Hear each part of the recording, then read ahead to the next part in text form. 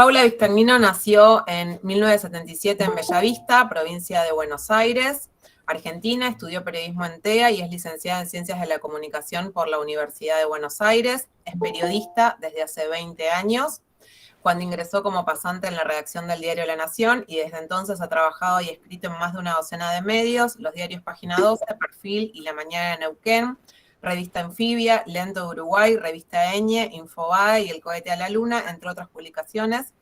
Realizó tareas de edición e investigación periodística para las editoriales Random House Mondadori y Ediciones B.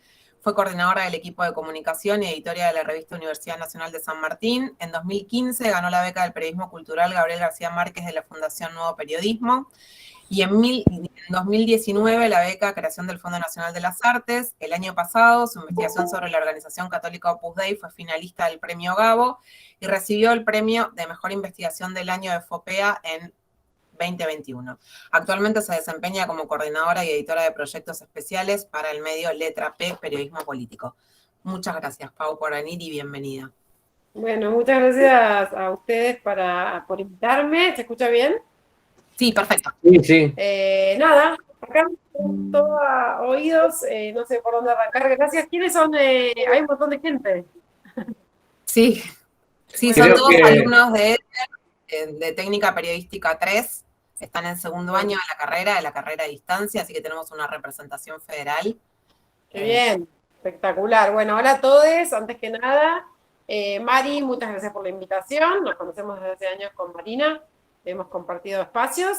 Y bueno, gracias por la presentación además, por lo de todo terreno. Yo diría que todos los periodistas somos un poco todo terreno, a veces nos sale bien, a veces nada, a veces casi siempre hay que laburar contra reloj y bueno, un poco es parte de la habilidad, ¿no? No, muchas veces las condiciones no son las ideales y uno siempre quiere tener más tiempo y otras condiciones, casi siempre pasa eso, pero bueno, nada, el periodismo también no solo es escribir bien, no solo es tener diversidad de fuentes, no solo es llevar adelante la práctica periodística tal y como corresponde, sino que también es una parte fundamental es el tiempo, ¿no? En el que se hace eso, porque si no, no tiene sentido. Es una pata fundamental y a veces el tiempo, casi siempre el tiempo nos corre. Más en esta época, ¿no? Pau, ¿querés contar un poco acerca de tu relación con las crónicas? ¿Cómo es cuando te encargan un texto? ¿Cómo es cuando lo propones vos? ¿Cómo es eso, como ir mirando medios? Sobre todo en una situación, que es un poco lo que venimos hablando también con los alumnos, medio incierta, cuando no, una situación medio incierta en los medios, en donde no hay tantas redacciones, en donde los medios cambian cada 2 o 3 años, tenés una reconfiguración no solo de las personas, sino que abren medios, cierran medios, bueno, eso, ¿no? Cómo tener una mirada atenta, dónde saber, dónde escribir, cómo presentar un sumario, cómo relacionarte con eso. Bien. A ver, espera, quiero arrancar por algunos de esos lugares que son varios, los que mencionaste. Por un lado, creo que la crónica como género es algo a lo que yo llegué, digamos, si bien uno siempre escribe crónicas en cualquier medio y hay crónicas de todos los días, digamos, la crónica cotidiana, la crónica del día, otra cosa es la crónica narrativa, ¿no? Que requiere otros tiempos. Toda la vida escribí crónica, pero sin duda los años de periodismo y el periodismo narrativo lleva a que uno empiece a laburar con las crónicas de otra manera. Y particularmente hoy se demanda también otro tipo de escritura, ¿no? Cuando yo hace 20 años, más de 20 años, sigo diciendo hace 20 años y ya hace como 24, yo sigo diciendo 20. Hace como 20 y tantos años que empecé a laburar en medios y en este tiempo lo que puedo decir es que la crónica se convirtió en una estrella, ¿no? De los formatos periodísticos. Y pasé por distintas etapas, yo como periodista, pero también los medios fueron pasando por distintas etapas y te van pidiendo distintas cosas, ¿no? Y también depende mucho de los medios para los que escribas. Hay una cantidad de cosas que cambian, no solo de estilo, sino también de extensiones y demás. Entonces, Estoy tratando de agarrar algunas de las puntas que me tiraste, Mari. A la hora de pensar en proponer una crónica o de que a uno le pidan una crónica, va a depender muchísimo del medio que se lo esté pidiendo. O que el medio al que uno esté proponiendo esa crónica, ¿no? Porque cada medio tiene un estilo y una de las primeras cosas antes de proponer o antes de de agarrar el trabajo también o de escuchar la propuesta y demás, es que uno conozca el medio desde el que se lo están pidiendo. Esto pasa siempre, uno no escribe, uno puede tener un estilo de escritura y demás. La mayoría de nosotros somos personas, digamos, que ejercemos un oficio y no somos, digo, ni yo, ni bueno, la mayoría de los periodistas, el 95% de los periodistas, somos quienes escribimos en los medios y no somos figuras de los medios, ¿no? Porque a veces se leen las crónicas de 3 o 4 personas, digo, para citar a alguien que conocemos, a Leila Guerriero. Bueno, si alguien llama a Leila Guerriero para hacer una crónica, la llaman porque es Leila Guerriero. Y Leila Guerriero probablemente escriba con su estilo donde ella quiera. La mayoría de los periodistas hacemos un trabajo que aprendemos una técnica de escritura y que esa técnica la adaptamos al estilo del medio en el que tenemos que escribir y a lo que se nos pide.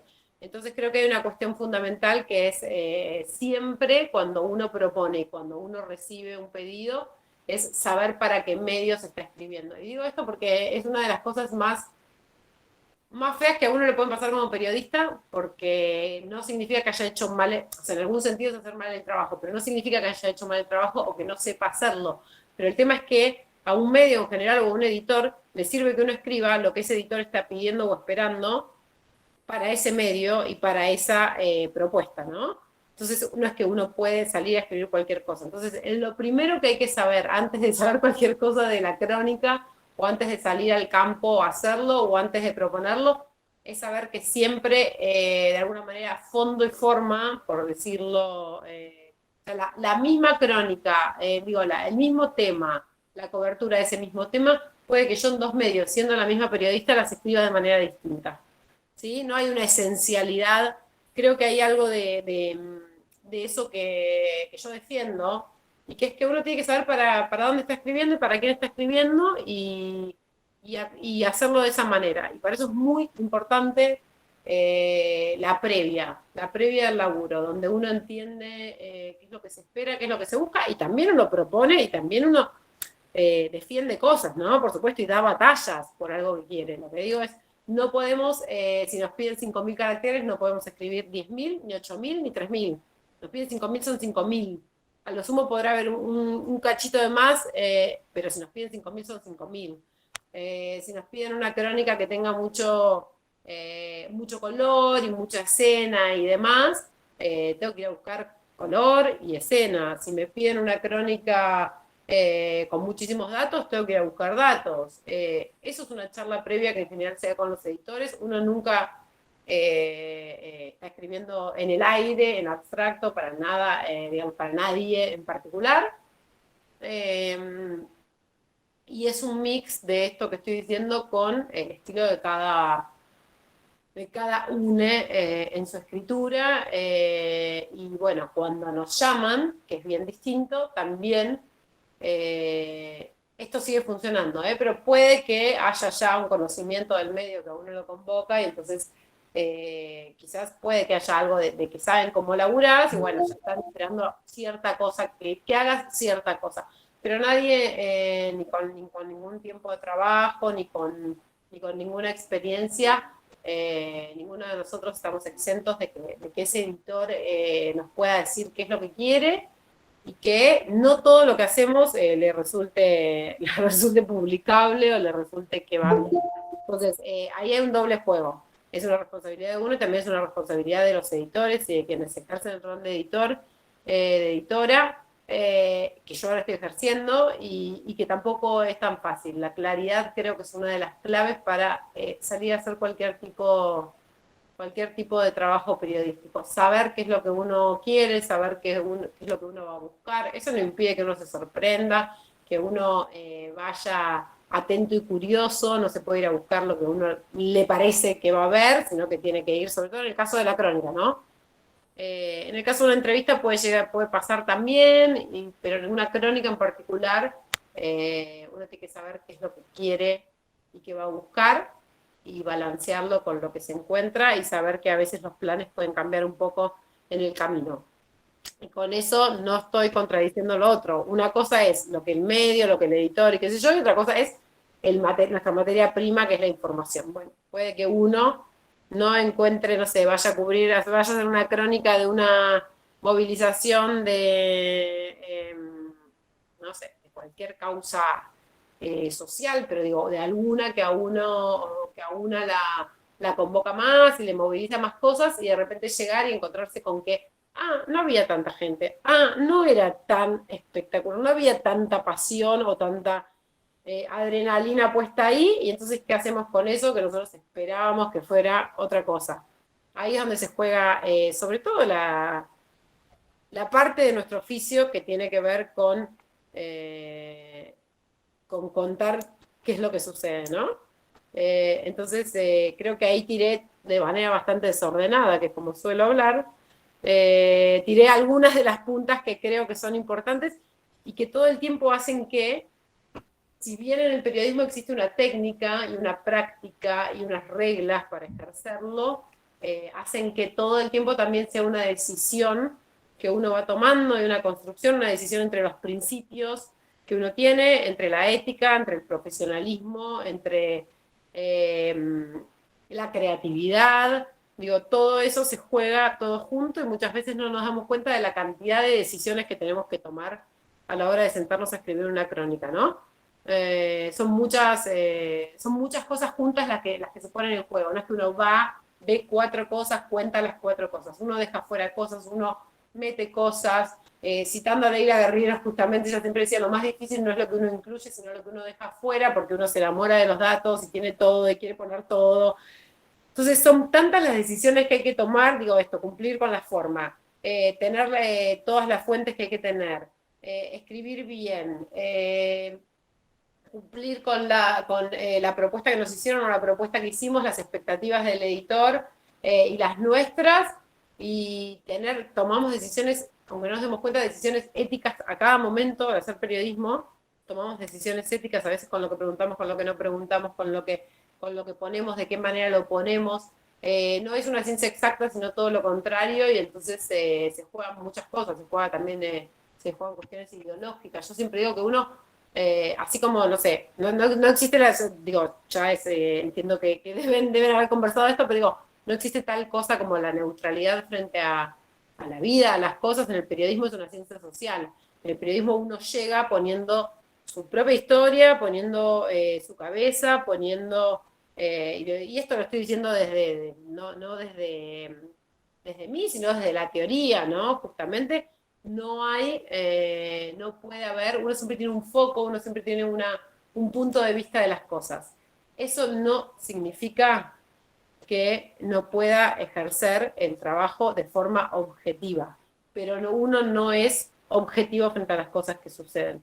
A uno lo atraviesan esas cosas que suceden, y entonces todo eso implica un equilibrio que es muy, no sé si delicado, pero que es complejo. Sí, es fino. Pensaba en esto que decías en cuanto a los caracteres, en cuanto al editor, digo que hay un montón de cosas en el medio al que uno lo va a hacer, que a veces cuando tenés más tiempo por ahí tenés mucho más material del que después vas a usar. Esto es algo que lo están viendo ellos también. Bueno, para ahora tengo que escribir 5.000 caracteres y resulta que escribí como 20 y voy a tener que editar todo para que quede con 5.000 caracteres porque es lo que me está pidiendo. Primero porque es el arreglo que tengo y segundo porque hay que completar ese espacio, digo, sea en papel, sea en gráfica, eso es como súper y más importante aún de cumplir con los tiempos. Ahora me gustaría que cuentes un poco en relación a eso. Eso no significa que si ese tema a uno le parece que tenía mucha más tela, no puedo usarlo como archivo propio e ir teniéndolo y presentar otra nota con ese tema o presentar en otro lado o pensar algo, no sé, para un concurso o hacer algo más largo o ver que a veces uno dice, este tema me parece que en un par de meses va a estallar porque estoy viendo, en la investigación ya había esas cosas, entonces en esta idea del ejercicio, por ahí se puede cumplir en un primer momento con esa entrega y después seguir teniéndolo. Lo digo para que uno no crea que siempre está como resignando, recortando y perdiendo en un punto. Sí. Eh, Bueno, vos tenés no, un montón de ejemplos de esos. ¿qué?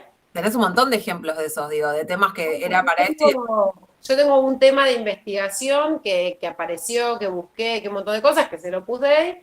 Y lo que yo te puedo asegurar es que ahora tengo, o sea, de lo que publiqué, tengo el 80% más. O sea, publiqué el 20 hasta ahora y tengo el 80% ahí en 3 millones de desorden que ni quiero pensar, en 1000 archivos, en 1000 entrevistas, en cosas dando vueltas, tengo un montón de información y esto nos pasa siempre. Esto nos pasa también y nos tiene que pasar en realidad, en una crónica en particular, ¿no? Una cosa es una noticia, supongamos que uno va a cubrir un hecho que es una noticia. Puede llegar a ser una crónica, pero digo, hablando, entiendo que cuando estamos hablando de crónica, estamos hablando o de una crónica del día de que fue a cubrir la movilización de tal cosa, o de una crónica narrativa, ¿no? Donde hay otro laburo. Uno siempre tiene mucho más material que el que publica, y a esto me refería con que lo difícil es que se deja fuera más que se incluye, ¿no? Todos tenemos, nos pasa a todos que se usa la palabra enamorar, digo, pero no sé, que nos cuesta dejar afuera cosas, ¿no? Que nos cuesta dejar afuera un testimonio, que nos parece que siempre aporta algo más, que nos enamoramos o que nos copamos con el tema que tenemos, y entonces nos parece que es el tema del año, de la vida, o que qué bueno que si yo escribo 20.000 caracteres de esta crónica, y después nos topamos con la frustración de que ¿cuántas personas están dispuestas a leer 20.000 caracteres de esa crónica? No hay que perder de vista nunca el objetivo de nuestra tarea, que no es ni hacer literatura, ni es informar, ¿no? Entonces, el equilibrio entre que me copo escribiendo y lo que estoy tratando, lo que estoy transmitiendo es información de una manera linda, entretenida, creativa y demás, pero no hay que, o sea, si nuestro objetivo es el periodismo, no tenemos que perder de vista nunca y bajar un poco como el ego, la soberbia de creer que tenemos un lector que tiene un montón de tiempo para leernos a nosotros, que le encanta que demos 28 vueltas para contarle las cosas. No, digamos, son pocos los autores a los que los lectores les dedican ese tiempo porque están buscando otra cosa. La mayoría de nosotros lo que hacemos es contar historias de manera tal, esto creo yo, y es mi escuela, y entiendo que ahora hay como toda una tendencia a la crónica del yo, que yo no hago, y a mí me parece que en algún momento alguien puede aparecer y puede salirle, y puede ser bueno haciendo eso, y puede haber algún medio que se lo pida. Pero primero tenemos que tener muy transitada la técnica periodística tal y como es, y corrernos nosotros de ahí para saber que nosotros no somos los protagonistas de nada, que la información es protagonista. Dicho todo esto, en general tenemos un 100%, publicamos el 20%, nos quedamos con un 80%. Para tener una buena crónica, vos vas a la calle, no es que, digo, a mí me tocó hacer crónicas, no sé, de un recital de El Indio Solari, de la Asunción, bueno, del día del triunfo de Alberto Fernández, de la Asunción y del triunfo, los dos, lo que pasa es que una fue en anfibio, la otra fue en las 12. Me tocó hacer crónicas de cuando el Papa visitó Paraguay, me tocó hacer crónicas de un día, una jornada de algo en una universidad, me tocó hacer crónicas de movilizaciones miles, me tocó hacer de todo. Siempre volví con más testimonios que los que necesitaba. Y en el momento, en el campo, uno dice, ay, qué bueno ese testimonio, ay, qué bueno, ay, qué bueno. Y cuando se pone a escribir, dice, no, este no estaba tan bueno, este al final no, cuenta mejor lo que quiero decir. Hay que tener mucho material, y una tarea fundamental de escribir una crónica, y que es un ejercicio, digo, yo no lo considero un talento, pienso que que aprendemos a escribir escribiendo y que cuantas más horas de vuelo tengamos, más músculo tenemos para hacer estas cosas, que solo se aprende haciéndolo y haciéndolo y haciéndolo. Me parece que en la escritura, lo fundamental, y en la tarea, y en estos varios niveles que yo decía recién que tiene la tarea, ¿no? Que uno no se da cuenta de la cantidad de decisiones que va tomando, es fundamental que conseguir la información, pero después, eso por supuesto, ¿no? Se parte de ahí. Sin información no puedo hacer nada, no puedo ni avanzar, no tengo que escribir. Si no tengo información, probablemente lo que escriba no va a estar bien. Hay una frase, yo estudié en TEA, yo estudié comunicación en la UBA, pero estudié en TEA. Y en TEA estaba pintado en las escaleras que decía una cantidad de cosas, así como de la técnica de escritura, y una era que decía una oración, un dato, un párrafo, una idea. Si yo tengo una oración sola en la que no hay ni un dato, esa oración no sirve para nada. Por ejemplo, bueno, no sé, no quiero tirar ejemplos al aire, pero digo, un dato. Tiene que haber en cada oración un dato. En una crónica tiene que haber en cada oración un dato. En una noticia tiene que haber en cada oración un dato. En un texto periodístico tiene que haber en cada oración un dato. Repito, capaz que alguien con mucho vuelo y con mucha creatividad y qué sé yo puede llegar a hacer una cosa maravillosa con adjetivos y cosas, pero no, en general sacamos todos los adjetivos y queremos datos. Lo que les puedo asegurar es que la receta es esa. Después dejemos que están esas voces excepcionales y así todo yo creo que si nos ponemos a leer a los maestres, podemos decir, de esto vamos a encontrar que se manejan con datos también, con precisión, con descripciones que no son de juicio y que no son adjetivos calificativos, sino que son descripciones a través de datos, ¿no? Con datos e información. Volviendo, creo que obtener la información es fundamental, pero que después saber ordenar esa información y jerarquizar esa información es clave para poder escribir un buen texto. Porque, ¿qué pasa? La mayoría de las veces cuando uno vuelve, y sobre todo cuando tiene que hacer una crónica urgente, digamos, algo en el día, esto que decía Mari, bueno, escribir en el celular y qué sé yo, con el ejercicio uno se le ordenan las ideas más rápido. Pero cuando uno vuelve con mucho material, saber jerarquizarlo y ordenarlo es clave para no abrumarse. Tener mucha información es necesario. No es mejor tener poca porque poca tengo menos para ordenar. No. Es necesario tener mucha información y es necesario ordenar con tiempo, mejor, porque van a poder, y si no con ejercicio, ordenar esa información, jerarquizar esa información, saber qué es lo más importante, saber qué es la mejor escena para empezar una crónica de repente, saber cuál es la voz que no puede faltar, saber cuál es el dato que no puede faltar. Ese ejercicio, todo en este caso se gana con horas de práctica. Pero parte de la técnica es considerar estas cuestiones, ¿no? Y creo que volver al viejo sujeto, verbo, predicado, que quién, cuándo, cómo, dónde, por qué, es fundamental para que no nos vayamos por cualquier lado y nos perdamos entre la información que tenemos. Buenísimo. Justo la semana pasada ellos entregaron el arranque y hablar de esto, ¿no? Que tenía que tener algo de narrativo y ser descriptivo, pero no tenía que dejar de contarnos cuál era el foco y por qué teníamos que quedarnos leyendo lo que seguía. Empezamos, si quieren, con las preguntas. José, que tenía la mano levantada. Sí, buenas noches a todos. Hola Paula, la verdad que un placer escucharte. Y directamente, yo tenía el dilema, ¿no? Que Marina me lo aclaró, pero me gustaría tener tu opinión de por qué en la crónica por ahí no está tan bueno escribir en primera persona. Bien.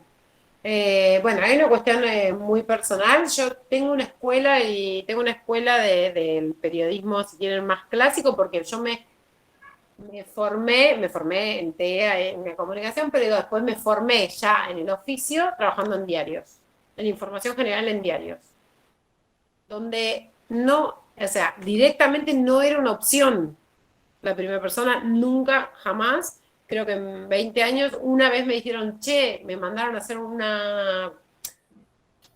hacerme pasar porque estaba interesada en participar de esta de la Iglesia de la Cienciología, no me acuerdo ya si es una iglesia, pero en la Cienciología, entonces fui a hacer de cuenta que quería ir y tuve que escribir en primera persona porque era una experiencia personalísima. Igual no era necesario. Creo que la primera persona, no lo creo yo, digamos, lo dicen quienes, los maestros y maestras del periodismo, digo, Cristian Alarcón, Leila Guerriero, Martín Caparrós, la primera persona, solamente tiene sentido si hay un punto de vista que lo sostenga. No hay un yo que sirva por la experiencia personal. Hay una construcción. El yo no es un yo, yo Paula fui, es una construcción de un punto de vista de un periodista. Y la construcción de ese punto de vista es muy compleja, entonces creo que para poder hacer eso y que sea interesante y que no se quede en la columna de la anécdota, porque otra cosa es que yo escribo una columna como yo, Paula, una vez hice tal cosa, otra cosa es escribir una crónica en primera persona, ¿para qué estoy yo ahí? O sea, si yo no soy protagonista de la historia, no tiene ningún sentido que yo esté ahí, así sea que yo vaya a ver al Indio Solari porque soy fanática del Indio Solari. O sea, realmente tendría que hacer un trabajo de construcción de mi yo dentro de esta historia que quiero contar, porque después de todo, ¿a quién le importo yo? ¿No? Es lo que yo les decía, o sea, para mí la protagonista es siempre la información. Entonces tiene que estar muy justificado. Es una moda, digamos, no sé cómo llamarlo, del último tiempo, me lo han pedido específicamente como soltate y escribí con una primera persona, y a mí yo en algún momento me negué para alguna, digo, porque me acuerdo que particularmente con las del Papa Francisco creo que en una aparezco, pero porque, bueno, así de discusiones con los editores, no, bueno, pero tenés que aparecer porque no sé qué, nada, pero que yo sentí que estaba de más, y después la evité siempre. No sé si tengo un montón de argumentos teóricos. Lo que digo es, no ganan los textos en general si no está muy bien construida la primera persona o el yo, porque en general la primera persona, y acá hay un error, ¿no? La primera persona se confunde con el yo, poner la palabra yo. Y eso no es la primera persona. La primera persona es mucho más que el yo. La primera persona es esto que digo, un punto de vista. Y un punto de vista se construye y en general bien construido requiere muchísimo más tiempo que escribir en tercera persona. Entonces, en primer lugar, lo dejamos afuera por eso, porque esa construcción lleva mucho más tiempo y es mucho más compleja. Son pocas las personas que lo pueden hacer bien. Después, porque en general, como está mal usado, se corre el eje de la información a la opinión. El uso del yo mal usado enseguida va hacia el camino de la opinión, no desde la opinión como es la opinión periodística, el género de opinión periodística, que es que una opina desde los datos. O sea, un periodista no opina, yo siempre digo, no opina como mi tío el domingo en la mesa. Ah, no, a mí esto me parece una porquería, el aborto está mal porque no sé qué, lo que sea, no importa, la legalización de la marihuana, estoy pensando en los temas de los domingos, de lo que la gente discute. ¿No? Esta cosa así, bueno, a mí me parece bien y me parece mal. Esto es horrible, esto es vergonzoso, esto de Viviana Canosa es una ridícula. Eso no es una opinión periodística. Eso es una opinión de mi tío, y voy a decir mi tío porque siempre se ponen las tías opinando boludeces. No, el tío, tengo nombre para decirle el tío, pero no lo voy a decir. Tengo un tío, efectivamente, que me imagino mientras digo esto. Esa opinión no va, esa opinión no es periodística en ningún momento. Uno puede decir, con los mismos datos acerca de la cantidad de mujeres que mueren por abortos clandestinos, uno puede estar a favor y en contra del aborto, pero tiene que decirlo con datos. Uno tiene que ir a buscar los datos que sostienen una opinión, pero no existe, o sea, la opinión sin... por eso yo a veces cambio la palabra opinión, el género se llama opinión, pero cambio la palabra opinión por la argumentación. ¿Sí? Entonces, uno necesita datos para argumentar lo que cree. Y no puede nunca creer que lo que tiene para decir, lo que le parece que son las cosas, es más interesante que un análisis hecho con información. nunca puede creer que su opinión vale más o que su mirada de las cosas vale más que los datos que tiene sobre el tema, sobre lo que describe, sobre la persona que habla. Nunca. Y la primera persona suele generar esa confusión. Suele llevar muy fácilmente al lugar de la opinión, liviana. O sea, te repito porque la palabra opinión me cuesta porque suena a eso, ¿no? Opinar, si yo estoy opinando, puedo hacer lo que quiero. Bueno, no, hay un género periodístico que es el periodismo de opinión, y así todo, inclusive en ese caso que sería el género un poco más libre en algún sentido, el que se corre de los géneros informativos, así todo, no es una columna de a mí me parece que tal cosa. Es una columna, en todo caso, porque el aborto es un tema de salud pública. Bueno, porque se mueren tantas mujeres, porque pasa esto, porque pasa lo otro, porque los derechos, porque este abogado dice que tal cosa, porque tal otra. Marina bien sabe que Leila Garrido siempre dice algo así como que a cualquier texto que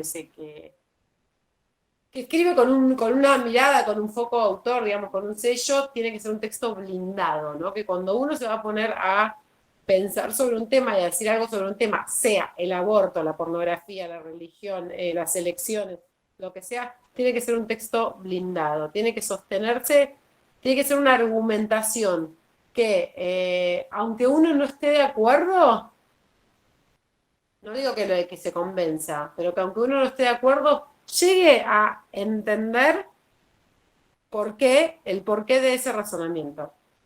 Y eso solamente se logra con información, se blinda con información. Feo, lindo, grande, chico, pobre, rico.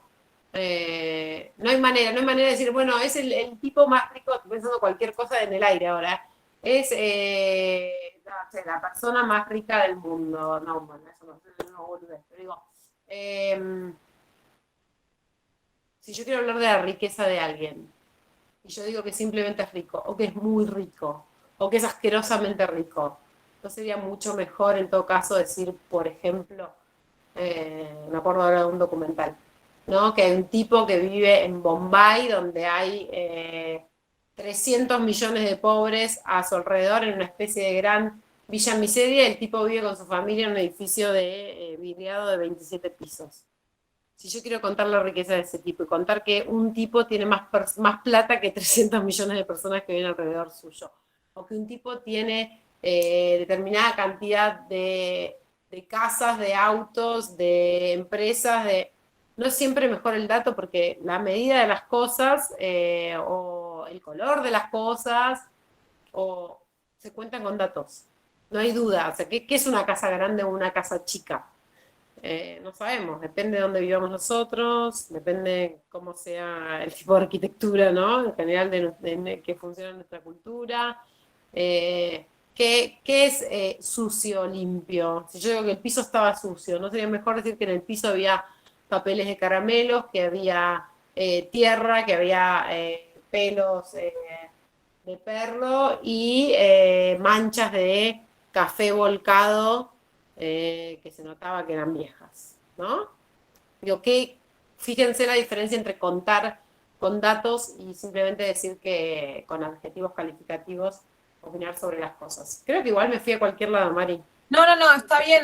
Lo que hablábamos a veces del yo tiene que ver con acortar la distancia. A veces cuando lo digo yo, ¿por qué deberías creerme a mí, no al dato? Como lo está poniendo en ejemplos Pau. No es mejor mostrar lo que estamos viendo si somos los ojos ya, y ya elegimos el tema, si ya estamos haciendo el recorte, si estamos ahí en otro lado. Más temprano hablábamos de esto, ¿no? ¿Qué pasa cuando con el celular ya salís y sacás fotos de un mismo evento y son fotos distintas? O lo que hacen los medios, o una plaza, para una manifestación o para algo.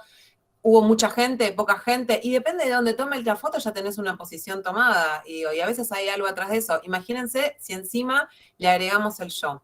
Y aparte otra cosa que tiene que ver, que me parece importante con esto que decía Pau. Esto tiene que ver con lo que decía antes, que es que no existe que uno no esté presente, uno está presente. Claro. Además no explicitarlo de esa manera, que si no es muy buena, es burda. No, y que además el yo, en esta idea que dice Pau, de construir la persona, que no sea solo por decirlo en primera persona, tiene que haber una construcción y tiene que haber un poner el cuerpo. No sé, a mí me gusta mucho cómo escribe Gabriela Wiener, que es una periodista peruana que hace muchos años que vive en España. Gabriela Wiener, por ejemplo, escribió un libro que está lleno de crónicas y de textos que se llama 9 lunas, hace 10, 12 años atrás. Cuando esas crónicas salían, ella salía a contar, por ejemplo, antes de quedar embarazada, cómo ella iba a una clínica de fertilidad y vendía los ovos, bueno, creo que se llama ovocitos o algo así, la crónica de ella, cómo ella vendía su propia fertilidad porque era menor de 35 y porque tenía que pagar un préstamo estudiantil. Entonces no era venir a decir yo estoy haciendo esto, sino era ser inmigrante en otro país, qué opciones tenías. Y cuando cuenta su propia maternidad, no es contar solo yo en primera persona, es de alguna manera desnudar y mostrar un montón de cosas que no eran cotidianas en la crónica y en la diaria y en la literatura sobre maternidad, de lo que le pasaba a ella. Digo, en sus crónicas ella dice que le parece que tener un hijo es algo como tener a alguien alienígena que está ahí de repente, que tenía un montón de sensaciones y un montón de cosas que no tenían nada que ver con las 9 lunas y que no entendía cómo había tanta literatura y tantos textos edulcorados de la maternidad, y ella ponía el cuerpo para contar su propia experiencia y mostrar otra cosa. Entonces, ese yo en primera persona no solo estaba narrando en primera persona, sino que además ponía el cuerpo para decir eso y lo sostenía, que es una cosa que también lo conversé con varios de ustedes, porque una cosa es aparecer, pero después hay que sostener ese yo durante todo el texto. No es solamente hacer apariciones furtivas. Digo, ¿no? De eso un poco hablábamos. Sí, también, digamos, bueno, Gabriela Wiener, además de que es una de las mejores, estaba llevando temas que no pueden ser contados de la misma manera con cualquier testimonio, porque hay un trabajo sobre sí misma para contar ese tema desde el periodismo y también desde una decisión de exponer eso. Y son casos muy excepcionales. No solo lo que ella hace es contar todo aquello que está haciendo en lo concreto, sino que hay una elaboración para decir eso y que tiene que ver con un trabajo mayor, no es la mera exposición de todos los hechos, de todo lo que yo hago o me ocurre, ¿no? Y también tiene que ver como, bueno, el periodismo gonzo, justamente, que lo que se propone es pasar por experiencias deliberadamente para poder contarlas, y muchas veces, el caso de Zico. Bueno, sí, el caso de Zico también son experiencias muy particulares, ¿no? En las que cuesta, en las que no sé, digo, para mí son casos, yo sé que hoy hay mucho de esto, pero así todos, si vemos los medios en general, esto no deja de ser el 5% de lo que se escribe. ¿Sí? Son contadas las personas que pueden hacer esto, y lo que esto se lee y que tiene, que hay lugar para eso. ¿Por qué? Porque se tiene que dar una cantidad de variables para que se justifique. Bueno, todas estas que decía Mari, no quiero repetirme porque ella lo tiene teóricamente mucho más claro, y yo estoy haciendo el ejercicio como de pensar en mi trabajo y de pensar también en los medios en los que trabajé, que por suerte trabajé en muchos muy distintos, y cuánto lugar hay para hacer esto. Y el lugar no es solamente porque Gabriela Wiener o Cristian Alarcón o sean personas, sean periodistas ya reconocidos, con una trayectoria, con un nombre, con una firma, que vos no querés que Gabriela Wiener te haga la crónica de la marcha en favor del aborto como si fuera Paula Vistañino, porque es Gabriela Wiener. Entonces, está buenísimo que eso pase. Son autores que se cuentan de a poco, pero en la mayoría de los casos igual son personas que vienen a contar temas muy particulares poniendo el cuerpo, como decía Marina. O a los que solamente ellos tienen acceso por alguna razón. Pero después no hace, sí, como es una persona.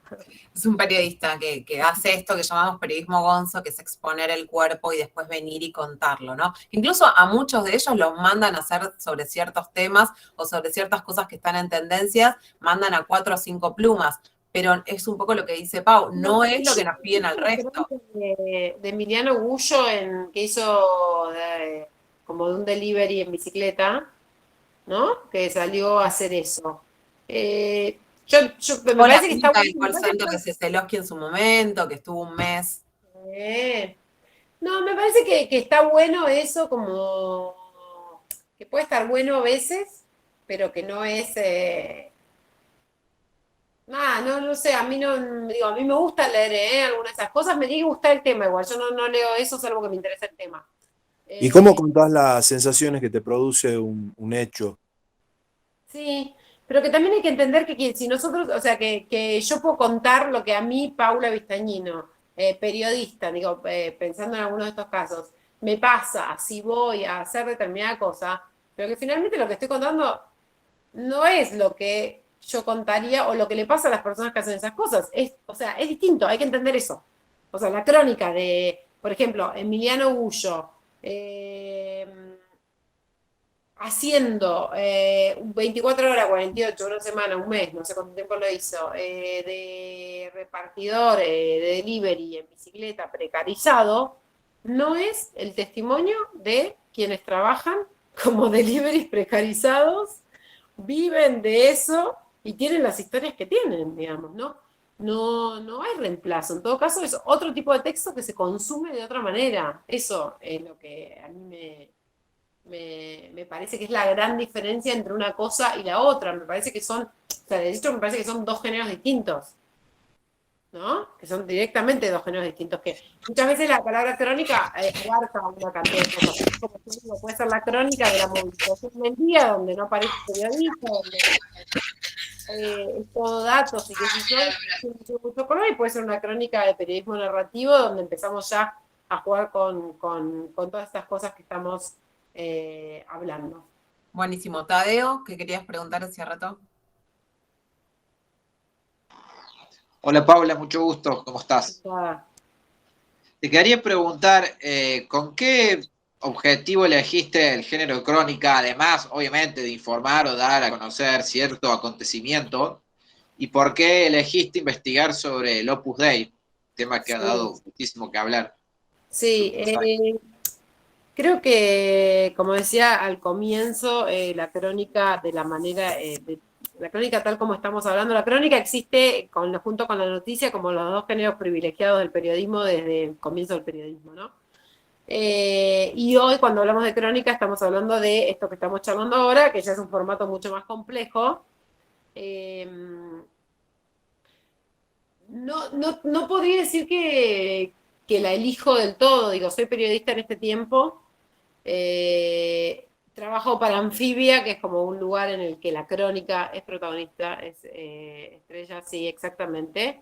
Bellavista es la meca de los Dei. Ahí me tocó crecer.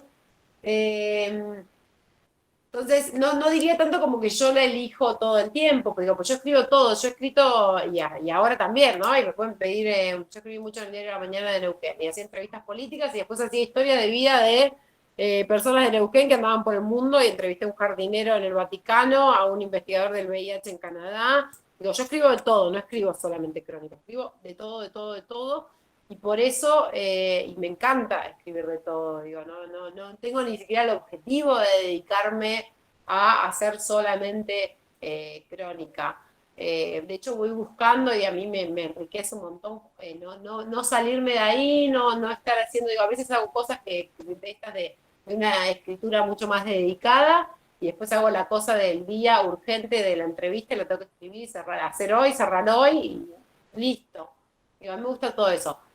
Pero la crónica tiene una cosa para quienes nos gusta escribir, que nos gusta el lenguaje. Ay, se cortó, me parece. Habló del Opus Dei.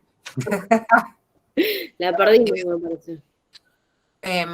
Bueno, no sé cómo vendrán las preguntas, pero bueno, la idea era como reponer esto de la investigación, los tiempos, la edición, ¿no? Sobre todo la edición, que ustedes están en esta última parte. Lau, no sé si querían preguntar algo, se habían hablado de esto. Nico, lo mismo. Sí, me parece que lo de la primera persona que se habló es muy interesante, porque también salió en nuestro curso, entonces vino bien esa aclaración. Sí, nosotros también los primeros minutos hablamos de eso, porque como que no terminaba de quedar claro por qué no lo podían, sobre todo porque son temas que además eligieron ellos, ¿no? Entonces se da como esta cosa de, lo conozco, sé por qué no puedo estar tan bien. Sí, y después sí me parece que está bueno también que en algún momento nos cuente un poco cómo hace ella para escribir, cómo baja toda esa información y la estructura y luego la edita, ¿no? Sí. Un poco Sí, las un poco etapas. cuando tenés un montón de meses y otro poco cuando tenés de un día para el otro o 10 días o lo que suele pasar. Pero sí salieron en nuestro curso varias preguntas también sobre la investigación del Opus Dei, que le dimos algunos artículos para que lean de Paola, que están buenos. Y bueno, por ahí basándose en esa investigación nos puede contar cómo hizo. Buenísimo, y usamos ese ejemplo para... Dale.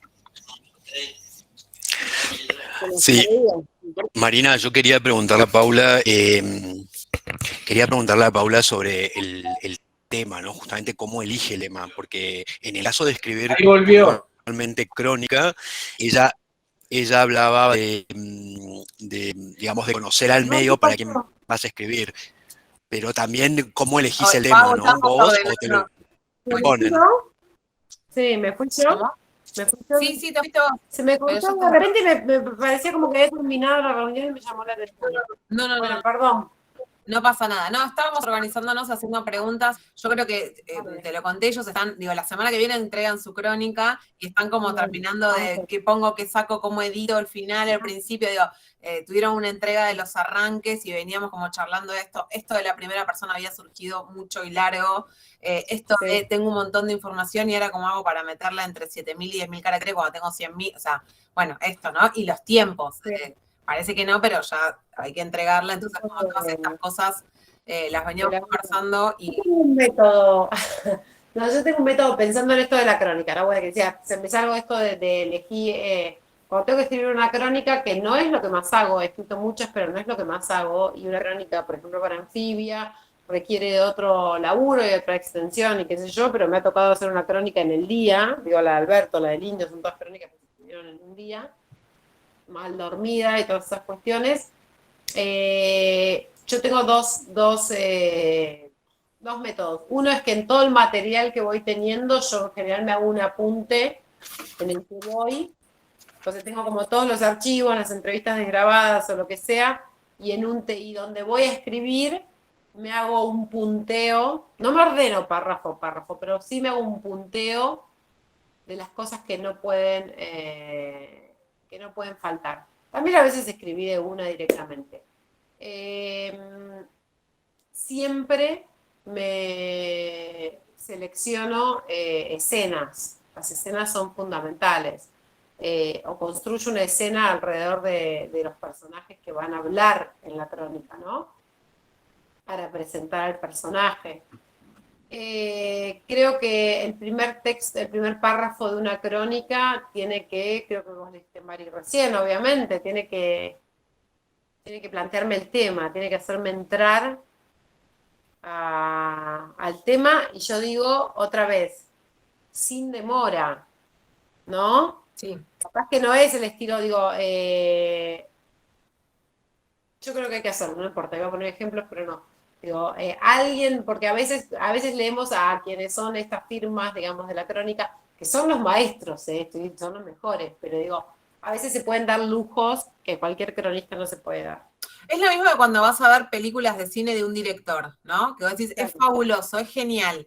Y vos ya vas y te quedás y te lo aguantás. Ahora, de un hijo de vecino no vas a ver, haces zapping, ¿sí? Entonces, también tener esa consideración con el lector. Entonces, uno puede hacerse el intrigante o puede demorar el foco de la noticia 2, 3 líneas, que es lo que hablábamos en las devoluciones. No puedo pasarme 2, 3 párrafos y que yo todavía no sé por qué estoy sentado leyendo. En la compu, en el celu o en el papel. No puedo hacerle eso. Esa intriga no es saludable. Exactamente. No podemos demorarlo.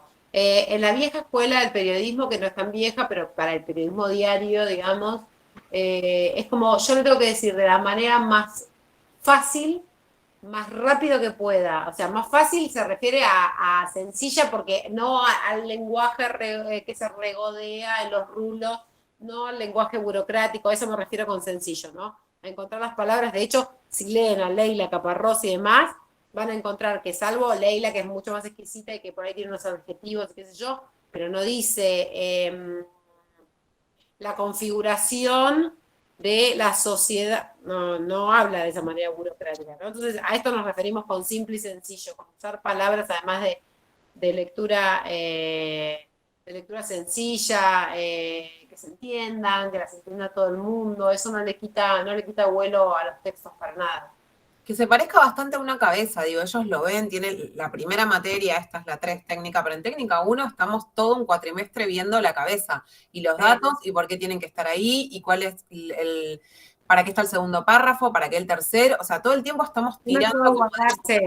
En una crónica te podés guardar el cómo para después, te podés guardar el por qué para después. Ahora tengo que entender de qué me vas a hablar, tengo que entender qué es lo que me vas a contar, tengo que entender más o menos hacia dónde me vas a llevar, y el tono, y quizás la diferencia es el tono en el que me lo vas a contar, que en la noticia es todo el tono, en la crónica hay algo de esto, ¿no? De una cuestión que despega y que puede haber ahí un estilo propio personal. Pero la información nunca queda en otro lado, pero la necesidad de comunicar, de informar, de que el lector entienda de qué le voy a hablar, de no generar ni misterio, ni confusión, todo eso sigue presente. Yo creo que para eso digamos, tenemos herramientas aliadas que son la información y la organización de la información, porque finalmente una cabeza informativa, un qué, quién, cuándo, cómo, dónde y por qué, es una manera de organizar la información.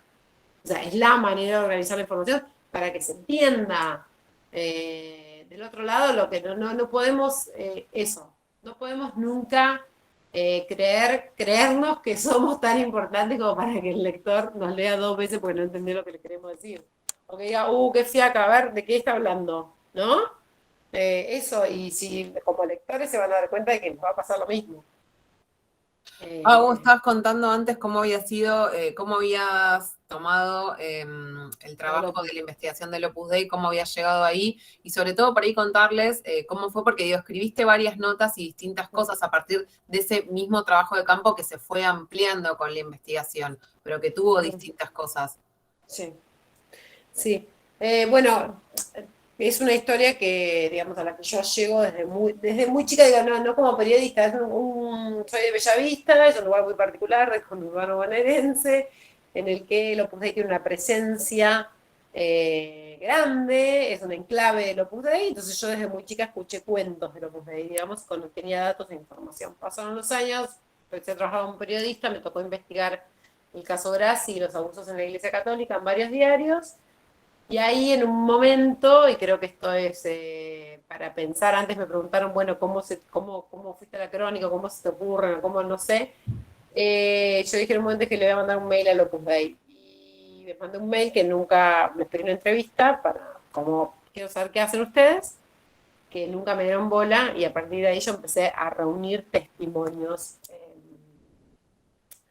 del Opus, que digo, eso pasaron 10 años, yo ya tengo más de 100 testimonios de ex miembros del Opus Dei, algunos de miembros que los entrevisté siendo miembros, un montón de cosas. Y pasaron varios años hasta que yo decidí publicar algo, y cuando me decidí a publicar algo fue muy difícil encontrar qué y por dónde entrar, ¿no? Un poco este ejercicio de ordenar y jerarquizar. Y creo que hay una pregunta que es, ¿qué es lo que o sea, como uno tiene que ponerle límites a los textos, porque si no, un tema nunca se termina de investigar, un lugar nunca se termina de cubrir, y una nota nunca se termina de escribir. Uno tiene que todo el tiempo esto de tomar decisiones y limitar los temas. Entonces, para yo poder publicar algo de lo que yo tenía muchísimo material, para mí fue segmentarlo por temas en función de lo que yo tenía, y yo sabía que tenía más o menos cerrado, o que me faltaba, o que podía, con criterio periodístico, además de lo que puede ser interesante, pero también yo siempre pensé como las cosas para un medio, o tenía algo y pensaba en qué medio convenía que eso saliera. Entonces, lo fui laburando de esa manera, y son notas muy distintas en sus extensiones, Digo, una puntualmente es la de las mucamas que salieron en La Nación, que son estas mujeres que demandan el Opus Dei por explotación laboral y demás. Yo tenía esas historias después de ya haber publicado por lo menos 3 notas sobre el Opus Dei. Y cuando me llegó esa historia era tan fuerte. Y lo que pensé en ese momento fue, esto tiene que salir en el Diario de la Nación. Porque el Diario de la Nación es el diario que lee el Opus Dei.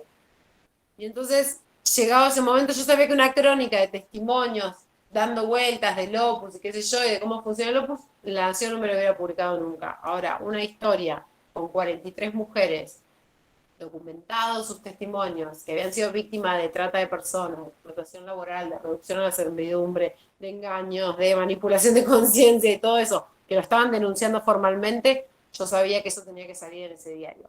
Entonces, desde el tema, digamos, o sea, el tema arrancó de una manera medio casual, después en un momento me dediqué a eso, después en un momento me decidí a publicar cuando sentí que tenía suficiente material para publicar, y cuando supe que tenía ese material, empecé a pensar de qué manera lo daba. Y bueno, y eso empezó, digamos, claramente cuando publiqué la primera nota me di cuenta de que realmente, porque me lo decían los editores que me publicaron, que había tenido una repercusión y una cantidad de lecturas, y qué sé yo, fue como, ok. Esto, y que también me pasaba que veía que generaba eso porque estaba poco contado. Entonces ahí empecé a publicar. Pero bueno, siempre es como elegir un, ¿qué quiero decir de esto? No se puede decir todo un tema. Todo un tema no es, o sea, un libro es todo un tema, y tampoco. Siempre hay una decisión de qué es lo que voy a contar. Entonces uno tiene que elegir como si fuera una columna vertebral o un río principal, en el que todo lo que va diciendo son como afluentes, supongamos, de ese río. Este cuatrimestre estamos trabajando con la metáfora del ombú al bonsai. Con los de que, bueno, está buenísimo tener el ombú porque después podés extraer de lo que vos quieras, pero que tenés que enfocar en el bonsai, que además tener y mantener un bonsai es algo muy difícil, porque no es un árbol fácil. Claro, como el iceberg, como lo que yo decía del iceberg, ¿no? Esa cosa de que lo que yo te voy a contar es esto, pero además lo de la columna a mí me sirve para decir, bueno, todo tiene que ayudar a sostener esa columna. Entonces yo tengo esta columna que yo quiero contar, por ejemplo, la matriz económica del Opus Dei, ¿no? Entonces, todos los datos que yo vaya a sumar, las historias que vaya a sumar, los datos que vaya a sumar, los testimonios, ¿no? Bueno, las historias, los testimonios. Y la manera en la que lo voy a contar tiene que sostener esa columna. Entonces tiene que sostener en un sentido literal y en un sentido metafórico. Tiene que aportar a eso para enriquecer eso. No es que, che, tengo una anécdota que está buenísima, pero que no habla de la matriz económica, que habla, no, bueno, esa no va en esta nota. El foco. Esa te la guardás para otra nota, porque acá se va a perder, porque vos tenés un hilo, entonces se va a perder, por más que te parezca buenísima la anécdota, capaz que te dispara otra nota y necesitas hacer otra investigación a partir de esa anécdota. Ahora, esa cosa de, che, esto está re bueno, entonces tiene que entrar, no, es, ¿qué estoy queriendo contar yo? O sea, ¿cuál es el foco en mi nota? Bueno, yo tengo que ir hacia ahí, como si fuera por un caminito, y en todo caso ir despejando lo que molesta a ese camino. Y saber que no es, o sea, que los temas no se agotan en una nota, ni mucho menos. Entonces, que uno te está contando y muchas veces es a partir de una historia, uno cuenta un tema, ¿no? Esa abstracción es difícil también. Esta idea ¿vieron? Que esta frase de Mari que dice como pinta tu aldea y pintarás el mundo, una cosa así. Tú decís, che, yo voy con esto y detrás de eso, que esa historia que yo voy a contar, hay un universal. Sí. Y yo no tengo que abarcar todo. O sea, y ahí es donde yo estoy convocando, donde yo estoy atrayendo a un lector que capaz no le interesa solamente, no le interesa particularmente el Opus Dei, pero la historia que yo estoy contando, esto creo que es lo más difícil que uno tiene que hacer. Eso que yo estoy contando es también muchas otras historias que son las que llegan a las que pueden llegar a las personas. Nada, en esto de ordenar, jerarquizar, el foco, el caminito, digamos, del que uno no debería salirse, es clave para que entiendas qué es lo que queda dentro y qué es lo que queda afuera. Y que hay cosas que no tienen nada que ver. Buenísimo, Pau. Sandro. Hola, buenas noches. Hola. Un gusto. Mi pregunta iba hacia, hacia si tuviste en algún momento por ahí el miedo de que no se publique por nada, por lo fuerte de las historias, ¿no? Y de la Mm. investigación, de lo sensible, no sé si es sensible la palabra, pero nada, no es algo oculto por algo, ¿no? Porque siempre se mantuvo así. Entonces, si en algún momento dijiste no me la van a publicar o tuviste esa sensación, no sé si a una periodista como vos le siguen pasando esas cosas, esas preguntas en algún momento. Y nada, y repercusiones. Sí, sí, sí. No, siempre, a ver, lo del Opus es muy particular. Igual, más allá de la experiencia, uno siempre entrega las notas como diciendo, bueno, a ver qué pasa con el otro lado. Digo, siempre hay un editor que yo respeto mucho, siempre los editores, y es como, bueno, a ver qué me devuelve el otro, ¿no?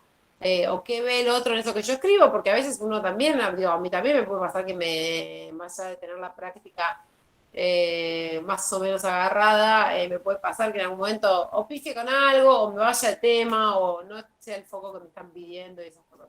Respecto del Opus Dei, particularmente con la de las mucamas, fue un camino, yo lo llevé a la Nación, me dijeron, qué difícil esto que estás trayendo, cuando vieron que era muy fuerte, Nicolás Cassese, ¿no? Que es el editor al que yo fui a buscar, que no me conocía, y que yo le dije, che, tengo esto, y él me dijo, bueno, y esto no lo van a subir a ningún lado, sí. No, o sea, es para consumo interno, digamos, de ellos. Listo, no, igual está muy bien. Y él me dijo, bueno, déjame que vea, habló con una editora, con otra. Esto es un camino de casi 3 meses estuvimos con eso. Y yo siempre creía que iba a aparecer alguien que dijera, esto acá no va a salir. Y la verdad es que me tuve que callar la boca porque esto finalmente salió y yo creo que en ese caso primó que el Diario de la Nación tiene una historia, digo, uno puede decir una cantidad de cuestiones más ideológicas con el Diario de la Nación, pero tiene una historia de periodismo y particularmente el compromiso de Nicolás, pero que además la contundencia de la información era tal que no podían bajarse ya. Fue pasando, de hecho, lo que tengo entendido es que lo leyó hasta el dueño del diario antes de que se publicara, y fue pasando el camino, o sea, pero bueno, sí, me hice la pregunta de si salía o no salía. Y después la primera crónica que yo publiqué finalmente en Uruguay, en la revista Lento, que estuvo buenísima porque eso me trajo muchas cosas más, esa crónica va a ser en origen una crónica para Anfibia. En ese momento era una crónica testimonial, yo tenía una cantidad de información y testimonios documentados, pero tremenda, y no tenía una causa judicial. Yo estuve mucho tiempo buscando algo documentado en la justicia. ¿Por qué? Porque sabía que el Opus Dei iba a salir como a desmentir o a decir algo. Lo tenía clarísimo. Entonces, estuve esperando mucho tiempo que apareciera una causa, eso no aparecía. En ese momento salió una película que es Spotlight, que hablaba de los abusos en la iglesia, que la iglesia salía a desmentir aunque estaba documentado, y hablando con una editora, con Silvina Egui, en ese momento que estaba en Anfibia, ahora está en el diario AR, ella me dijo, bueno, busquemos la causa para que no salgan, ¿no? Pero por una cuestión de esto de blindar una investigación. Y no parecía, pasó el tiempo, yo me puse a laburar en otra cosa, qué sé yo, y en un momento una amiga uruguaya que era, me dijo, Paula, o sea, estás todo el día, tenés todo esto. Yo tenía un texto escrito y decidí publicarlo en Uruguay, nada, y me encontré con buenas repercusiones y me encontré con que había un medio que yo pensé que no iba a ser fácil encontrar, que había un medio que lo quería publicar, y después me di cuenta que había muchos medios que querían publicar este tema. Inclusive La Nación, que yo no me lo esperaba realmente. Así que ese fue el único momento en el que yo dije, bueno, capaz. Y después, bueno, las últimas notas que escribí en Infobae, nada, cuando las propuse, fue como, che, a ver, esta duda, ¿no? A ver qué pasa. Pero creo que es lo particular de este tema, ¿no? Que uno no sabe, que como es una estructura de poder silenciosa, que se oculta, vos no sabés dónde están. Entonces siempre la cuestión era esa, tenía más que ver con eso que con yo sabía que la información que tenía era buena y que no estaba publicada y todo eso. Yo en ese sentido no tenía dudas, pero no lo digo desde un lugar soberbio para nada, lo digo desde un laburo de conciencia, digo, de laburo de seriedad que hice de blindar todo porque es un tema delicado. Pero bueno, podía aparecer que alguien lo quisiera y me encontré con editores, debo decir, con colegas entusiasmados, que ni siquiera preguntaron en muchos casos y que dijeron, che, esto garpa, esto está bien, esto es fuerte, vamos para adelante. Y nada, eso me alegró un montón. Gracias, Pau. Gracias. Néstor, ¿querías preguntar algo? Sí, Paula, buenas noches. Claro. Usted marcó dos puntos, bueno, sobre todo la profe, ¿no? Que pudo escribir una crónica en un viaje y este Sí. tema del Opus Dei que le llevó muchos años, ¿no? Para publicarla. Mm. Eso está referido a la cantidad, primero, a la espontaneidad de los sucesos, y cuando se demora mucho es porque tengo una pila de información que me lleva tiempo recopilarla.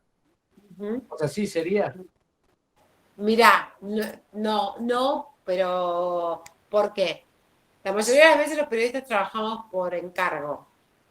Nos piden algo. El caso de la crónica del viaje era un encargo, era particularmente, entiendo que estamos hablando de la del Papa y eso, la de Lucio Solari. Sí. Era un medio Anfibia en este caso, que me mandó a Paraguay a cubrir eso y que esperaba de mí, y me mandó con esa consigna, que yo tenía que mandar mientras estabas en el viaje algo para que ellos pudieran ir publicando. Era la primera gira del Papa en Latinoamérica, la primera visita en Sudamérica, después de que había asumido. Entonces, bueno, me mandaron a cubrir eso, o sea, yo no tenía opción de escribir algo después, era esta modalidad de la crónica urgente. Y eso pasó que la escribí desde el celular porque no tenía otra herramienta en ese momento, 2014, no sé, encima un BlackBerry, cualquier cosa. Pero bueno, uno en el momento, en el fragor de la cuestión, escribe, qué sé yo, y salen las cosas. Y lo del Opus Dei, y ahí está la gran diferencia, y creo que eso es lo más difícil, y yo estoy contenta de haber publicado finalmente, impulsada muchas veces por colegas, esto que digo, una amiga que me dijo, que me leyó, que va, porque es algo que yo me puse a hacer como siempre, que lo hice en paralelo a todos mis trabajos, que yo lo hice porque hubo algo que me generó curiosidad y me puse a investigarlo, pero nadie estaba esperando que yo le diera nada, nadie me pedía nada, y dependía de mí. Entonces, eso me llevó mucho más tiempo porque somos todos hijas del RIOR, y entonces funcionamos a demanda, nos piden cosas, cumplimos, nos comprometemos y demás, y era un tema grande, entonces me costó, para mí fue el mayor aprendizaje en periodismo porque lo llevé de alguna manera en solitario, más allá de que iba charlando con colegas, y yo tuve que decidir el momento en el que iba a publicar algo. Siempre laburando con un editor, pero digo, yo tuve que armar y decir, bueno, voy a publicar esto y esto es lo suficientemente contundente, voy a ofrecerlo, de encontrar a alguien que le interesara. Y el volumen de la información que tenía era mucho, entonces, pero el tiempo que me llevó fue sobre todo porque yo lo empecé a hacer por curiosidad y dije, bueno, en algún momento voy a publicar algo, y pasaba el tiempo y me colgaba y no publicaba. Pero la diferencia principal es eso. En un caso me pidieron puntualmente y me mandaron de viaje para que hiciera eso ese día y lo resolví, y lo otro, nadie estaba esperando que yo le escribiera nada. Y por suerte en un momento publiqué, porque en un momento creí que nunca iba a publicar nada, y después empecé y pasó todo lo que pasó.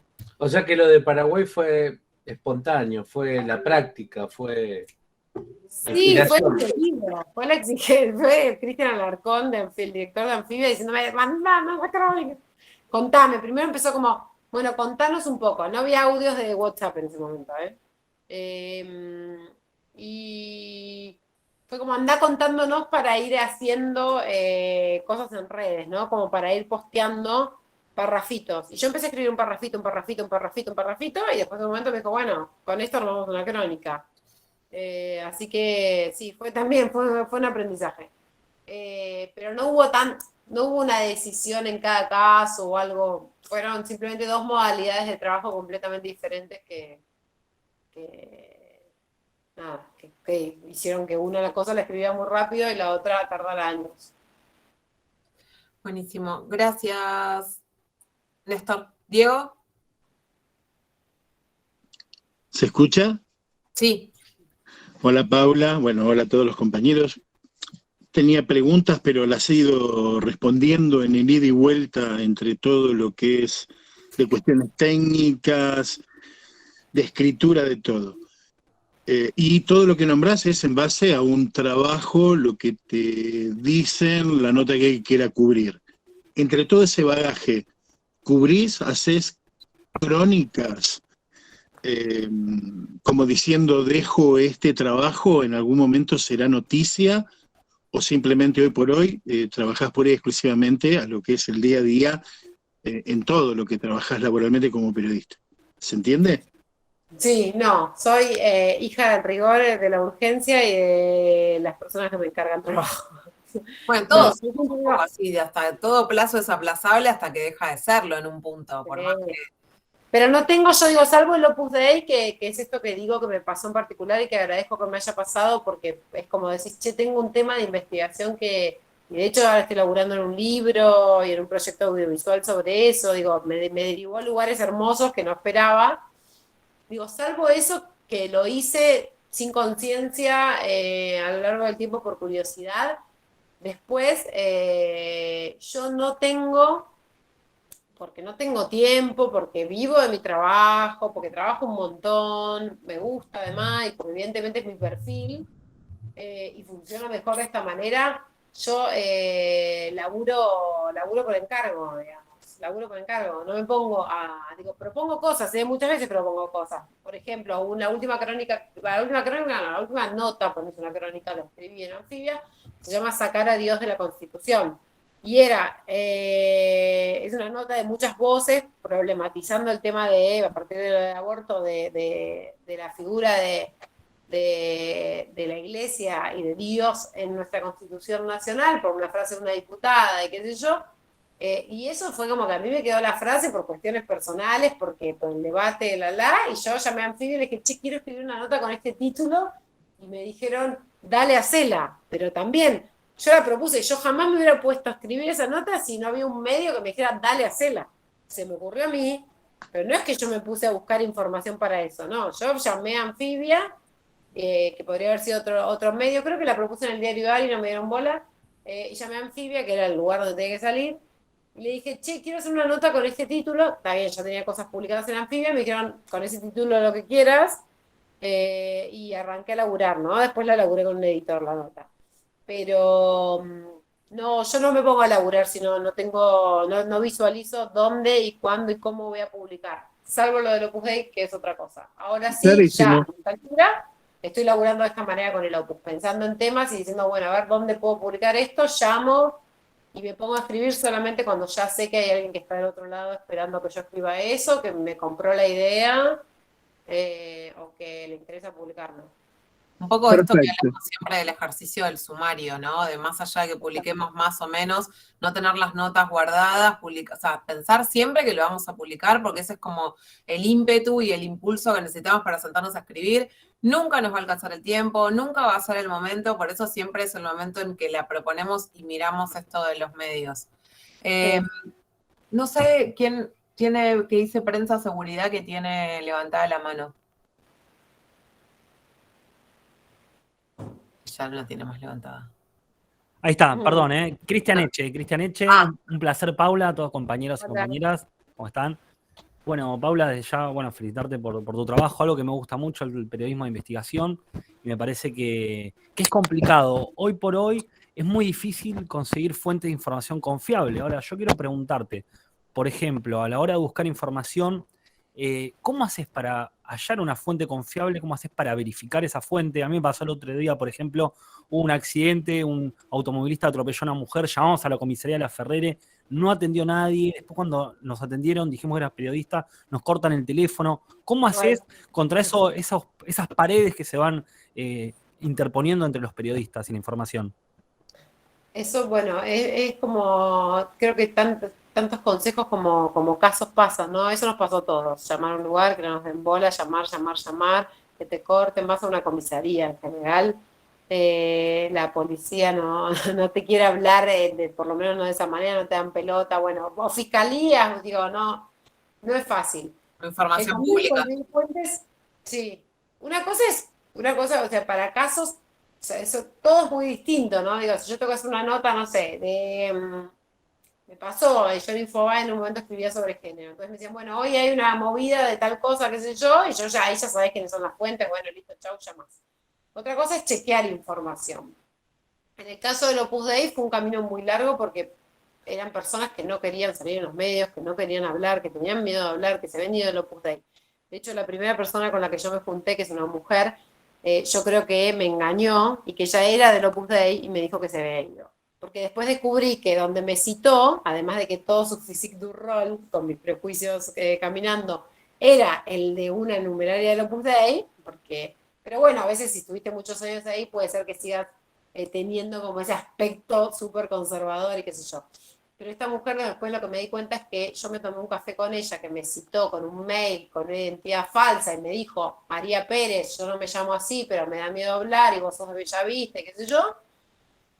Donde me tomé un café con ella fue a 20 metros de una residencia de numerarias del Opus Dei, que con los años, y que en la investigación reciente, descubrí que ese café era a 20 metros de esta residencia. Entonces, claro, yo no la publiqué a esta mujer, yo tuve muchas fuentes, y hubo un determinado momento en que la contundencia de las coincidencias hizo que yo pudiera saber que esas fuentes, que había algo ahí que era, que por más que yo no lo tuviera documentado, que incluso no quisieran salir con sus nombres documentado en ese sentido, si bien siempre tenía cosas de ellos que me mostraban que efectivamente habían estado en el Opus Dei, que eso que me estaban contando y cuando me decían, bueno, nos hacían hacer esto o nos teníamos que flagelar de esta manera, digo, me lo contó una persona y dije, qué loco, bueno, lo harán todos, me lo contó otra, en un determinado momento es que evidentemente lo hacían todos y todas, ¿no? Entonces, hay algo de eso.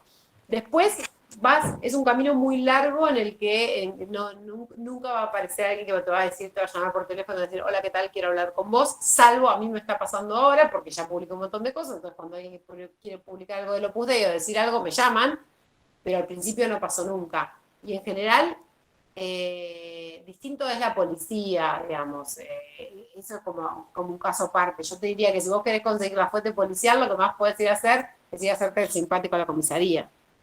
Te quedás 1 hora, 2 horas, charlás, qué sé yo, y qué pasó, y qué no pasó. Pero bueno, en cada caso es distinta la técnica de cómo uno se hace de la fuente y es muy personal también. En mi caso con el Opus Dei, yo creo que fue la insistencia, la insistencia en el tema, la paciencia infinita de hablar con personas que primero no me querían hablar, que después no me querían decir su nombre, que después no me querían ver, y que después un día me dijeron, che, te voy a contar esto, no, y después un día me dijeron, te voy a contar esto otro, te voy a dar este papel que tengo, te voy a pasar con tal que es amigo mío, y se fue multiplicando. Encontrar fuentes para determinados temas, para la mayoría de los temas, no es fácil. Por eso los periodistas trabajan sobre temas en particular, en general, donde ya tienen fuentes. Digo, quienes cubren política ya tienen sus fuentes de información. ¿Sí? No aparece para un periodista de la noche a la mañana con un llamado telefónico el tipo que te va a dar el dato revelador de algo. Eso no existe. Otra cosa es la fuente oficial de algo o la fuente obligada para hablar de un tema, digamos, que va a opinar, pero para conseguir esta confianza, porque a mí me ha pasado, de llegar me pasó solo con este tema que es el único que yo sigo con disciplina, digamos, de estar hablando hace 5 años con personas. Entonces, que esas personas a mí me confían información y me dicen, che, esto te lo cuento, no lo publiques, esto te lo digo, pero no sé qué, y saben que yo no los voy a, digamos, a traicionar, que voy a respetar eso. Es muy distinto que lo otro que me pones como ejemplo de la comisaría, ¿no? Que es un dato del día y que te puede pasar 20 cosas. Te puede pasar que llames y que tengas la suerte de que te lo contesten, te puede pasar que se te caen de risa y te corten el teléfono, te puede pasar. Eso es completamente azaroso, lo mismo que a veces cuando uno labura con la prensa de un ministerio. Bueno, a veces sí, a veces digo, eso es más... Pero creo que un poco esto que decís, la insistencia como es la madre de todas las batallas en un punto, ¿no? Y esto que hablamos de no hacer periodismo de escritorio. Está buenísimo levantar el teléfono, llamar y preguntar, pero tratar de ir al lugar, si no se puede hablar con esa persona, con otro. Y si aún así no llegamos a la información, blindar el texto de la manera de contar esto. bueno, evidentemente alguien no quiere contar algo porque llamamos por teléfono, fuimos al lugar, esperamos y no pasó nada. Ahí hay un dato también. Digo, aunque no vengamos con el dato que fuimos a buscar, ahí hay información. Es evidente que no es casual que no respondieron un mail, que no respondieron un llamado, que cuando fuiste te dijeron que estaba, pero ya se había ido. Bueno, ahí hay algún dato. Probablemente si tenemos que entregar la nota la semana que viene, no lleguemos a esa información. Pero tampoco nada nos dice que si nos quedamos meses esperando va a cambiar. Pero al menos blindar al texto de todos estos elementos y después ver qué pasa. A principio decir, bueno, no es casual que pasó esto. No, tal cual, Mari, eso que estás diciendo es muy importante porque siempre detrás de la negación de la información, de la dificultad para conseguir una información, hay algo o alguien que está intentando ocultarlo. Por eso está bueno a veces contarlo cuando es relevante, pero no está bueno quedarse con un solo llamado, ¿no? Si yo tengo tiempo y yo quiero tener un dato de un lugar, yo tengo que llamar por teléfono, mandar un mail, tocar el timbre, hablar con el vecino y ir por todas las posibilidades de hasta agotar las posibilidades de llegar a esa persona o a ese lugar o a esa entidad, digamos. Una vez que pasó todo eso y yo no lo conseguí, puedo publicar que evidentemente no, que hablé con todas estas personas y nadie quiso dar ningún dato. No es que un llamado a mí me habilita a decir que alguien no quiere hablar o no quiere brindar información. ¿Siempre lograste publicar las crónicas que te propusiste? En este caso del Opus sí, después me frustré, he mandado sumarios a medio como, che, te mando 10 ideas de nota y que les gusten 2. Eso me pasó 25 veces, me puede seguir pasando ahora. Mando, me parece que no es tema en este momento, no sé. Che, ahora que estoy siguiendo el caso de esta mujer que murió del Opus Dei, la más millonaria, qué sé yo, che, tengo el resultado, la van a exhumar y no sé cuánto. Y un medio me dijo, no, mirá, esperemos a ver qué pasa con la autopsia. Y Infobae me dijo, dale, hacelo. También era como, mandé ese medio que era donde yo publicaba siempre y donde ya había publicado sobre esta historia, me dijeron que no, yo podría haberme quedado esperando hasta que exhumaran y estuviera la autopsia, digo, y dije, no, pará, yo creo que se puede publicar algo ahora y llamé a otro medio. Tengo la suerte ahora de trabajar freelance y entonces medio que yo puedo vender mi nota a quien quiera, no tengo ningún compromiso con nadie y eso hace que la otra vez tenía una nota que era un tema del Opus, pero de España y se la vendí a un medio de España. No la puse acá, digamos. Pero sí, también puede pasar que vos tengas, sí me pasó esto, ¿no? Que yo voy con un foco y digo, che, tengo esta historia, que me digan, sí, pero ¿sabes qué? Me gusta esta historia, pero contarla como me gusta más este dato, bueno, vamos por acá, ¿qué tenés de esto? Veo que se transforma un poco en el camino. Los editores, hay periodistas a los que les cuesta mucho trabajar con editores, ¿no? Que creen que su historia, o que lo que ellos, la manera, el foco, y yo de verdad que me he encontrado con muy buenos editores en el camino y que siempre me hicieron ver cosas que por ahí yo no podía ver porque estaba muy metida en el tema, porque esto estaba variada con la cantidad de información que tenía. Para mí siempre es enriquecedor un colega del otro lado que mire nuestros temas y nuestros textos y nuestros focos y todo eso y nos ayude a construir eso. No hay nada esencial en lo que uno escribe, quiero decir, hay una construcción siempre, esa construcción se gana con la experiencia, pero también se gana con la complejidad de la mirada y también se gana, como toda idea, en el intercambio con otros, con otro, con otra, editores, compañeros. Por eso es importante en el periodismo siempre, yo trabajo muy sola porque trabajo freelance, ahora estoy en una redacción por suerte y volví a recuperar eso y es hermoso, ¿no? Entonces hay que estar abiertos siempre a la discusión y a la charla y a que nos aporten ideas y a rever las ideas que tenemos, ni hablar de rever las maneras de escribir y rever el comienzo de un texto y todo eso, pero también no estar nunca tan convencidos de nada en ese sentido. Buenísimo, Pau. No sé si hay, no quiero demorarte más, ya son 9:30, estamos como súper atentos, Me parece que está bueno esto que vos decís, que no hace falta tener un nombre para escribir una crónica, que tenemos que confiar en el laburo que hacemos, en lo que hacemos de la mejor manera, que aunque tengamos una semana para hacerlo y no llegar al dato, bueno, hacer todo lo posible para decirle, fui tras el dato, pero tengo esto, no ocultarlo, blindar el texto, como decís vos, con información, con datos, sea una crónica de 5.000 caracteres, una de 20.000, una que lleve meses. El trabajo, lo que hace la diferencia es como el trabajo para eso. No sé si los profes nunca decir, che, este no me va a contestar, este no me... Esos son, digo, siempre probar. Porque además ahí se van a dar cuenta que son las partes más lindas que pasan en esto, que es como, voy a llamar a este, que no sé qué, y de repente este te cuenta todo lo que no te imaginaste que te iba a contar. Y eso es espectacular, cuando pasan esas cosas, y pasan un montón.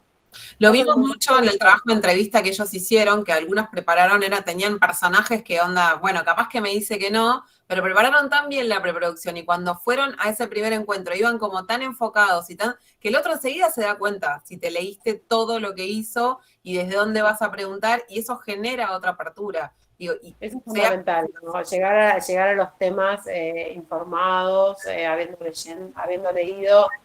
Sí, no ir así como, vengo a que vos me cuentes, o sea, que me hagas el laburo, no. El archivo, saber del tema, leer, es fundamental. Es una cuestión de respeto también para con el tema y con las personas. El tiempo del otro. Bueno, Julián, hacemos si quieren la última pregunta, así ya podemos... Hola, Paula. Son dos breves muy chiquitas.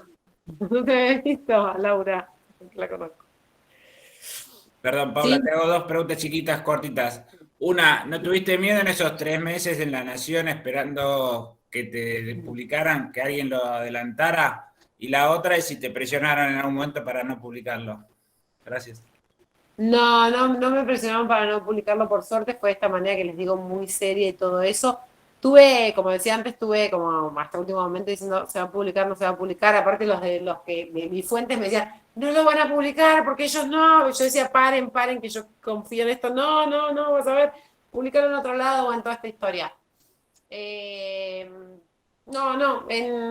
pasó eso que digo, capaz que, pero se hizo todo de manera muy seria, así que no temí. ¿Y la otra pregunta cuál era? Era si tenías miedo de que lo publicara otro medio, otro periodista. No, sabía que lo tenía yo. Porque eso apareció después de 8 años de laburar en esto. El abogado que llevaba la causa y estas mujeres había hablado solamente conmigo y ahí está la construcción de los vínculos con las fuentes. Yo sabía que él iba a esperar y él me iba a esperar a mí, pero además a él le servía que lo hiciera yo porque él sabía cómo yo trabajaba y era un tema que no le iba a entregar a cualquier persona. Ahí hay una construcción de un vínculo y que hay que ser respetuosos, hay que no tener una postura, esto lo digo como última cosa, yo digo una postura extractivista, ¿no? De ir con las personas a sacarles la información a modo, bueno, dame esto. No, somos personas, lo que hacemos es es algo social. Y uno tiene que ser buena persona, como decía Kapuczynski, para ser buen periodista hay que ser buena persona, tiene que tener sensibilidad, tiene que poder pensar en qué lugar está el otro al que uno le va a sacar esa información, tiene que también pensar, yo tengo casos de personas abusadas en el Opus Dei, a las que les dije que quieren, me dicen, che, lo hacemos, y que yo les dije, ¿sabes qué? A mí me parece que vos no podés salir a hablar de un abuso, porque esto dura 3 días. Y vos después tenés que seguir con tu vida y esto, y no va a cambiar el mundo, el Opus Dei no se va a caer y demás. Digo, eso es responsabilidad también y es, no sé cómo llamarlo, pero sí, para mí es responsabilidad, es una cuestión de humanidad que uno tiene que poner en juego ahí. O sea, no es que uno tiene que obtener las cosas a cualquier precio, ni de ninguna manera, ni tener la cosa de agarrar a cualquier persona en cualquier momento, sacarle lo que necesito, darme media vuelta y hasta luego. Yo que laburo con temas sociales en general o vinculados con derechos humanos y demás, no es como llamar a la comisaría y pedir el dato. Digo, el vínculo con las fuentes es fundamental para hacer nuestra tarea. Digo, y el vínculo puede ser de un día, de una semana, o como me pasa a mí, de esos vínculos de años. Si yo no hubiera cuidado esos vínculos y la información en el primer momento, hoy no tendría a esas fuentes más. Las hubiera perdido en el camino. Yo en el momento que empecé no sabía cuánto me iban a durar, pero no violenté el off the record. Y una estrategia muy buena para alguien que preguntaba antes es arrancar por el off. Yo siempre con los funcionarios arranco con las de prensa arranco como, che, que necesito un dato como esto del banco, no sé, del Banco Central. No sé qué, ¿me contás un poquito qué pasa en off? Eso es un clásico. Ok, listo, ya entendiste todo el tema, tenés la información que querés, dale. Che, ¿quién te parece que puede hablar en on de esto? ¿No? Pero primero tenemos la información. Entonces, también es como ahí, che, hay mucho de relaciones públicas a veces en esto, de construir, son vínculos con otras personas, que no son máquinas, que no son burócratas, digamos, que les pasan cosas que te quieren contar, que quieren que se publique, que quieren que no se publique, que tienen ideas como nosotros, que tienen causas que les parecen justas como nos pasa a nosotros y nosotras. Es lo mismo, o sea, uno lidia, las fuentes son personas. Y por eso a veces aparecen estas personas como puede ser, tipo, vamos al Watergate y, che, apareció un tipo que quiso revelar, a veces por egoísmo, a veces por revanchismo y a veces por una cuestión de necesidad de justicia o de querer hacer algo. Así que creo que es una tarea como medio que es un uno a uno, no hay una cosa en general que se pueda hacer para acceder a las fuentes y para construir los vínculos. Muchas gracias, Pau. Te agradecemos muchísimo por tu tiempo, por tu claridad, por contar esto, que a veces parece que solo ciertos nombres o ciertas personas pueden hacer este tipo de periodismo, y la verdad es que si uno se lo toma con responsabilidad, si organiza el laburo, si trabaja, igual se puede hacer. No hay temas menores. Bueno, un poco esto, ¿no? No, y además yo digo, yo laburé 28 cosas, en un momento quise laburar freelance, después trabajé en una universidad, volví hace 3 años mientras tenía la beca de investigación, hacía una consultoría para una organización de acceso a medicamentos, que me interesaba el laburo que hacían, pero que hacía la consultoría en comunicación mientras podía hacer, digo, esto es así, no es que yo, soy periodista de investigación, estoy todo el día haciendo periodismo, no, doy clases, escribo entrevistas de historias de vida de neuquinos que andan por el mundo y a veces llamo a alguno de la tele para hacer una entrevista porque me la pidieron de Neuquén. Digo, para mí un consejo también es que ser todoterreno, esto que un poco decía Marina, que yo intento serlo, es el mío. Mucha gente dice, no, mejor dedicarte a esto y no salirte de lo que... Yo creo que la calle y el fogueo siempre garpa y amplía la mirada y la cabeza y las herramientas. Bueno, muchísimas gracias, Pau. Yo creo que estamos como súper bien. Se llevaron un montón de datos, un montón de información, un montón de recorrido, que me parece que está bueno. Lau, Nico, no sé si querían decir algo más. No, agradecerte, Paula. Siempre es un gusto escucharte. Y bueno, también me quedo con una cosa más que no se recuperó recién, que es el trabajo que haces con los editores y que los textos se escriben y se reescriben. Esto hablamos siempre con los chicos, que van y vienen y que tienen posibilidades de modificarse, y en la reescritura aparecen muchísimas cosas muy interesantes que no quedan ahí petrificados que uno los entrega, ¿no? Es interesante ahora que están en esta instancia de autoeditarse, también piensen en esto, que tienen una dinámica que se hace con un editor, pero también lo hacemos cuando nosotros escribimos, ¿no? Completamente, y ahí es donde en ese laburo que no es tan fácil a veces porque requiere tiempo, requiere sentarse y uno quiere como sacárselo encima, ahí aparecen buenas cosas, entonces hay que tomarse el tiempo, porque además, si vos te quedás con tu primera versión del texto, que nunca es la mejor, cuando después aparece publicada, vos te la querés sacar encima y la ves publicada y decís, ay, ¿por qué no la leí? Le cambié esto, me quiero morir, qué boluda, eran 2 pavadas un ratito. Sí, nos pasa a todos porque estamos todos corriendo. Nada. Así que gracias por tu tiempo y por esta charla. Bueno, gracias a ustedes. De verdad, a mí me encanta esta instancia, además de que Mari es amiga. Y gracias por la invitación. Y bueno, espero, Marina dijo recién que la claridad, eso no creo. Sí. Todo lo ordenada que soy para escribir, no soy para hablar. Pero bueno, espero que haya servido.